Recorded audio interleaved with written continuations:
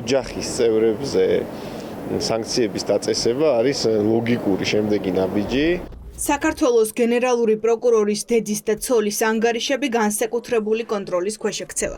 გიორგი გაპიტაშვილს ანგარიშები გაყინული აქვს.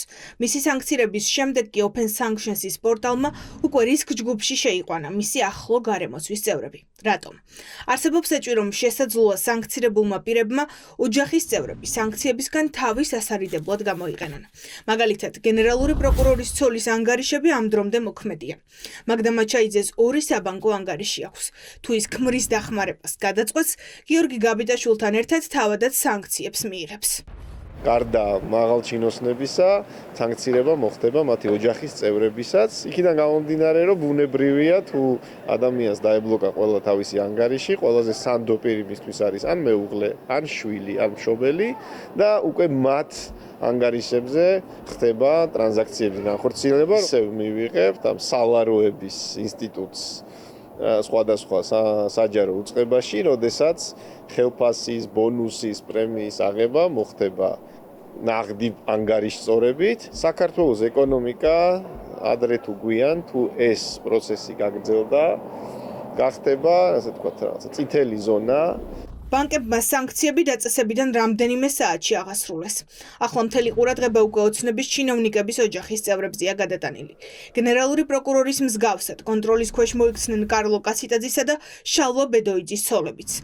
ოჯახის წევრების ანგარიშების გამოყენება, ფინანსურ გარიგებაში შესვლა უკვალოდ ვერ ჩაივლის. ასე მუშაობს ბრიტანეთის ფინანსური სანქციები. Ერთი ტიპის სანქციები მოიაზრებენ არა მხოლოდ ინდივიდუალურ სანქციებს, არამედ ამ კონკრეტულ პიროვნებასთან რაიმე ფინანსურ გარიგებაში შესული ადამიანიც გარკვეულწილად ხდება სანქცირებული და ასეთ ადამიანებს გარკვეულწილად როგორც შავი ჭირის მატარებელს ყველა ესე ერიდება ხოლმე. ერთადერთ რეალურ გამოსავლად ბჭყალებში ამ ადამიანებისათვის გამოსავლად მე განვიხილავ კონვერტით ხელფასის თუ იმ სარგოს მიცემას, რასაც ისინი თავიანთ დავალებების შესრულებაში, ასე ვთქვათ, იღებენ ხოლმე. მეორე, ვთქვათ, სხვა ფიზიკურ და იურიდიულ პირებს ეკრძალება დახმარების აღმოჩენა სანქცირებული პირებისთვის რისკის ზონაში შედიან მათი ოჯახის წევრები, რადგან დიდია ალბათობა, რომ ვთქვათ, მათ რაღაცა ქონება გადააფორმონ, ან რაღაცა ანგარიშები გამოიყენონ. სავარაუდოდ მზადდება დიდი ბრიტანეთის მხრიდან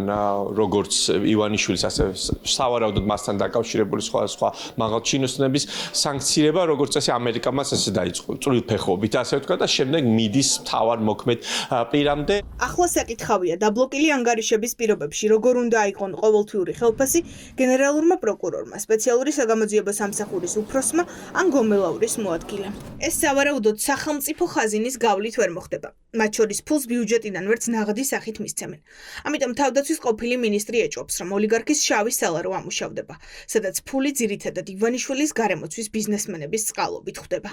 აგებია, რომ ქართულ ოცნებამ უნდა იძახოს, რომ მათ ეს სანქციები არ აღელვებთ, მაგრამ რეალურად ეს პარტიული თემა აღარ არის, ის ძალიან ცდება თავისი არსით პარტიის ჩარჩოებს. თუმ ერთ-ერთი გზა რეჟიმის დასამარცხებლად გადის არა მხოლოდ თანამდებობის პირებზე, არამედ იმაზე, ვინც აცოცხლებენ რეჟიმს. სავარაუდოდ ეს ადამიანები გადავლენ იმავე სისტემაზე, რაც ქუჩაში მარბიელი რაზმებისთვის აქვთ. რა თქმა უნდა, მათ ბიუჯეტიდან არ აძლევენ ფულს. ისინი ზუსტად იმ შავი სალაროდან ფინანსდებიან, რომლის შევსების წყაროც არიან ივანიშვილის ხელის ბიჭები, ეგრეთ წოდებული ბიზნესმენები და სინამდვილეში მინი ოლიგარქები, რომელიც საქართველოში სულ უფრო და უფრო მეტი წარმოიშობა. სანქციები ნელ-ნელა მოიცავს ყველას. ჯერ იყვნენ პოლიციის მაღალჩინოსნები, შემდეგ მოსამართლეები. ახლა უკვე გენერალური პროკურორი და სპეციალური საგამოძიებო სამსახურის უფროსი, რომელსაც ჩინოვნიკების ზელადობის გამოძიება ევალება. ეს შემთხვევით არ ხდება. სანქციები ლოგიკურად მივა სისტემის ავტორ ბიძინა ივანიშვილამდე და იმ ბიზნესმენებამდე, ვისზეც რეჟიმი დგას. ბრიტანეთი არის ის ქვეყანა, სადაც ძალიან დიდი ნაწილი თავიანთი აქტივების აქვთ ბევრ მაღალჩინოსნებს შენახული და ამიტომ ბრიტანეთის ასეთი გააქტიურება სანქციების კუთხით მათთვის არის ნამდვილად საგანგაშო. მე მინდა პირადად მივმართო მათ მოსამართლეებს, ყველა ვინც არის ჩართული საჯარო მოხელები, ვინც არის ჩართული ამ რეპრესიებში სხვადასხვა კუთხით და მიმართო მათ და უთხრა რომ თქვენ შეგიძლიათ კიდევ გონზე მოხვიდეთ და არ იყოთ მონაწილე, არ შეხვიდეთ ამ რეჟიმთან ასეთ ტიპის თანამშრომლობაში. ოცნება პანიკაშია. აღიზიანებთ კითხვა როგორ გადაუხდიან ხელფასს და პრემიებს, ოლიგარქის დავალებების შემსრულებლებს და მაშინვე ბრიტანეთზე თავდასხმას იწყებენ. იმისთვის რომ ინსტიტუციებზე მიიტანონ ერში. დღევანდელ დღეს 21 საუკუნეში ვხედავთ ასეთ უარგუმენტო თუ ხშირ შემთხვევაში სუბიექტურ გადაწყვეტილებას ეს ასევე მათი მის ძალიან დიდ დარტყმას აყენებს. საკმაოდ გაუგებარია მიზნობრიობა თავად სანქციების და ამ შემთხვევაში კითხავს ვსვამთ რა შედეგი სურს ჩვენ მეგობარ ქვეყანას ამ სანქციების გამოშვებით და შემთხვევით ხომ არ უკავშირდება ეს მიზნობრიობა კონკრეტულ პოლიტიკურ მიზნებს. ადამიანები ვიზებს უკანონოდ გავრცელდა ეს უკანონო სანქციები, რა თქმა უნდა, მათ აქვს დისკომფორტი შექმნილი. ინტერესი არის ერთადერთი რამ, რომ მათთვის სუვერენიტეტის დამცველი ხელისუფლება არ არის რბილად რომ ვთქვათ კომფორტული. სჭირდებათ ისეთი ხელისუფლება, რომელიც მათი გარკვეული ინტერესების, აი ეს არის სწორედ deep state-ი, ინტერესების გამტარებელი იქნება. ოცნების რეჟიმის თითქმის ყოველი მეორე თანამდებობის პირი სანქცირებულია.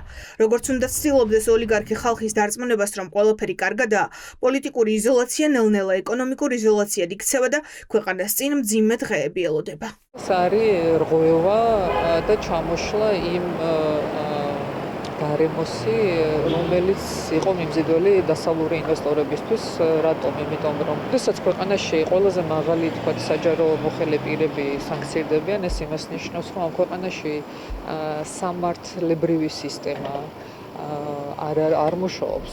ბრიტანული სანქციები ადამიანის უფლებების უხეში დარღვევის გამო არის დაწესებული. ეს ფაქტობრივად ჩავილაქაა ყველა იმ ჩინოვნიკის ისტორიაში, ვინც ოლიგარქის უკანონო დავალებების შესრულებას ხელი მოაწერა.